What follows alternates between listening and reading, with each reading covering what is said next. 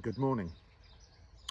Oh, it is good morning for me. I'm out on my bike ride. I've stopped at Kinver, and I thought I'd continue sharing some thoughts around the whole idea of Sabbath. We've been looking at this idea of kingdom, living God and rest, and I'm looking particularly at Sabbath, a space in time that God creates for the purpose of rest, wholeness, healing, redemption, coming into the fullness of who we are as human beings.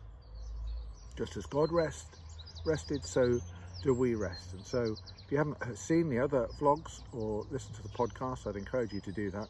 But this morning I want to particularly look at this whole idea that God designates Sabbath as a reminder of his redemption.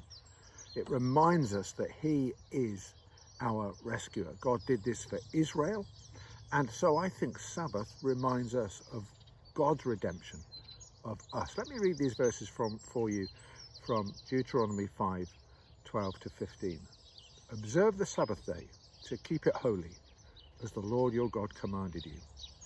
6 days you shall labor and do all your work, but on the seventh day it's a Sabbath to the Lord your God. On it you shall not do any work, you or your son or your daughter or your male servant or your female servant or your ox or your donkey or any other livestock, or the sojourner who is within your gates, that you made servant and your female servant, that they may rest as well as you. You shall remember that you were a slave in the land of Egypt, and the Lord your God brought you out from there with his mighty hand and outstretched arm. Therefore, the Lord your God commanded you to keep the Sabbath day. So remarkably in this verse, I don't think I read particularly well, but in these verses, clearly the writer in Deuteronomy tethers or connects this whole idea of Sabbath, the observance of Sabbath, with God's redemption of his people. Verse 15 says this, you shall remember that you were a slave in the land of Egypt, and the Lord brought you out from there with his mighty hand and outstretched arm. Walter Brueggemann, in his great little book, I think it's called Sabbath as Resistance, I'd really recommend this as a read, makes the point that prosperity breeds amnesia. Prosperity breeds amnesia.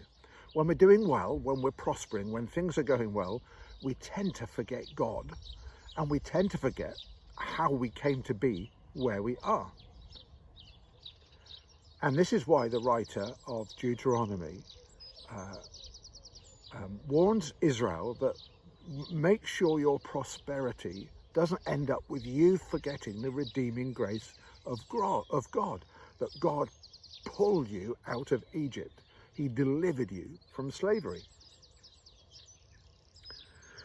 So in bringing this deliverance to mind, in bringing this rescuing nature of God to mind, in bringing God's deliverance from the power of Pharaoh and the slavery in which they lived, they're having to be compliant to an economic commodity-led system that results in them being slaves. How do they make sure they don't forget God's rescuing work? How does God make sure that Israel remembers him? How do they remember God's redeeming power?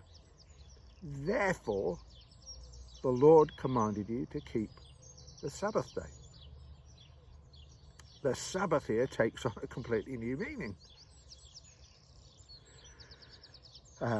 In fact, obeying God and taking this Sabbath for Israel becomes a reenactment of God's liberation of Israel from this pharaonic system that possessed their whole lives.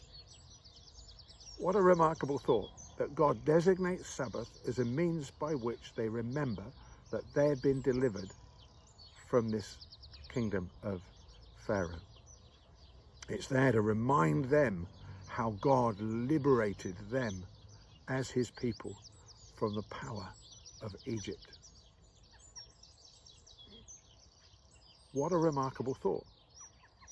Therefore, for us, implicit in this text is this, that anyone who cannot observe God's command to Sabbath then is a slave, even if self-imposed. So Sabbath sets us free from our slavery. Rest, Sabbath, reminds us of the fact that God has rescued us. He's stooped down and pulled us out of the mire of consumerism, out of the mire of our sin. Through his death, he has unfettered our souls from the endless pursuit of bigger, better, and more.